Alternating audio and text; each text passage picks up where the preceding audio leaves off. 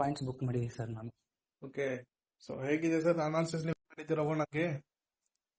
ಹಾ ಸರ್, ಇವತ್ತು 2 trend line mark ಮಾಡಿದ್ದೆ ಸರ್ ನಾನು.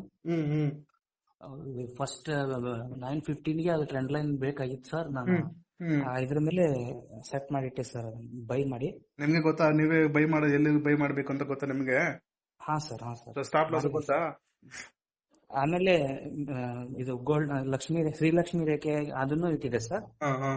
ಅದನ್ನು ಬ್ರೇಕ್ ಆಯ್ತು. ನಾನು 1000 ಪಾಯಿಂಟ್ಸ್ಗೆ ಬುಕ್ ಇಟ್ಟಿದ್ದೆ ಸರ್, ಬಟ್ ಯಾಕೋ ಹೆದರಿಗೆ ಭಯ ಆಗಿ ಅಷ್ಟಕ್ಕೆ ಸೆಟ್ ಮಾಡಿದೆ. 2 ಕ್ಯಾಂಡಲ್ ರೆಡ್ ಕ್ಯಾಂಡಲ್ ಬಂತಲ್ಲ ಸರ್, ಹಂಗೆ. 400 ಪಾಯಿಂಟ್ಸ್ ಅಂದ್ರೆ ತುಂಬಾ ದೊಡ್ಡದಲ್ವಾ ಸರ್? ನನಗೆ ಏನ್ ಹೇಳ್ಬೇಕಂತ ಗೊತ್ತಾಗಿಲ್ಲ ಸರ್, ನಾನು ತುಂಬಾ ಸಮಸ್ಯೆಗಳಿದೆ ಸರ್. ಲೈಫ್ ಟೈಮ್ ಇದೆ ಫಸ್ಟ್ ಟೈಮ್ 400 ಪಾಯಿಂಟ್ಸ್ ಬುಕ್ ಮಾಡಿರೋದು? ಹಾ ಸರ್.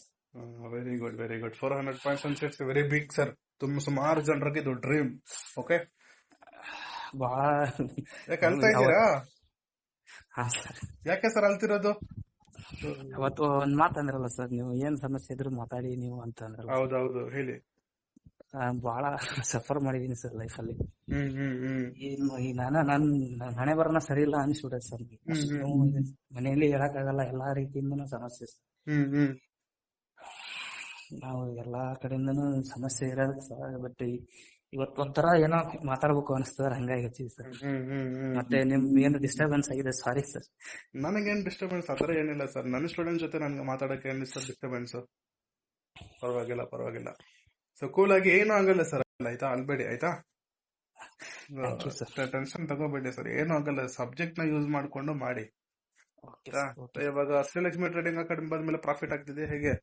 ಹಾ ಸರ್, ಚೆನ್ನಾಗಿ ಆಗ್ತಾ ಇದೆ ಸರ್. ಬಟ್ ಇಲ್ಲಿ ನಮ್ದು ಬಿಸ್ನೆಸ್ ಅಲ್ಲಿ ಮತ್ತೆ ನಮ್ ದುಡ್ಡು ಚೆನ್ನಾಗಿ ಮಾಡಿದ್ದೆ ಸರ್. 5 lakhs ವರೆಗೂ ಮಾಡಿದ್ದೆ ಸರ್ ಇಲ್ಲಿ ಅಕಾಡೆಮಿ ಸೇರೋದ್ರಿಂದ. ಇಲ್ಲಿ ನಮ್ದು ದಲ್ಲಾಳಿ ಅಂಗಡಿ ಬಿಸ್ನೆಸ್ ಇದೆ ಸರ್ ನಮ್ದು.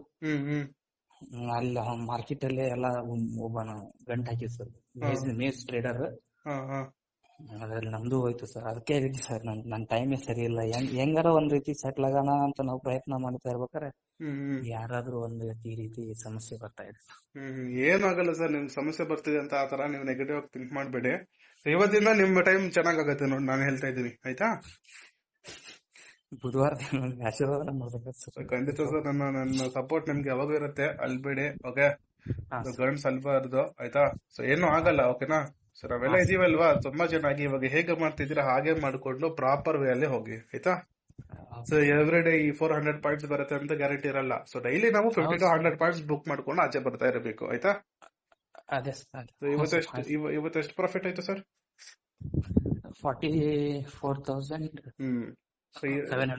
ಇವಾಗ ಏನ್ ಮಾಡ್ತೀರಾ, ಅದ್ರಲ್ಲಿ 30,000 ವಿತ್ಡ್ರಾ ಮಾಡ್ಬಿಟ್ಟು, ನಿಮಗೆ ಏನ್ ಇವಾಗ ಸಾಲ ಇದೆ ಯಾವ್ದೋ ಒಂದು ಬಿಸ್ನೆಸ್ ಅಲ್ಲಿ ಲಾಸ್ ಐತಲ್ವಾ, ಅದಕ್ಕೆ ಹೋಗ್ಬಿಟ್ಟು ಪೇ ಮಾಡಿ, ಆಯ್ತಾ?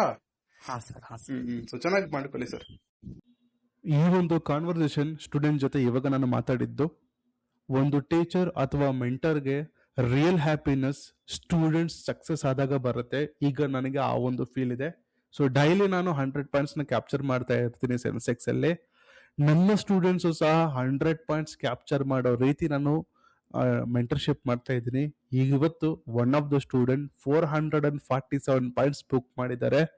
ರಿಯಲಿ ತುಂಬಾ ಖುಷಿ ಪಟ್ರು ಅವರು. ಸೊ ಈವನ್ ಅಳ್ತಾ ಇದ್ರು ಸಹ, ನೀವು ಸಹ ನೋಡ್ಬೋದು. I feel very happy. ಈ ಒಂದು ಹ್ಯಾಪಿನೆಸ್ ನ ನಿಮ್ ಜೊತೆ ಶೇರ್ ಮಾಡಬೇಕು ಅಂತ ಜಸ್ಟ್ ರೀಲ್ ನ ಪೋಸ್ಟ್ ಮಾಡ್ತಾ ಇದ್ದೀನಿ.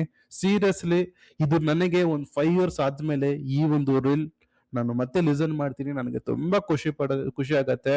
Thank you Shrilakshmi trading academy join ಆಗಿದ್ದಕ್ಕೆ ಥ್ಯಾಂಕ್ ಯು ಸೋ ಮಚ್.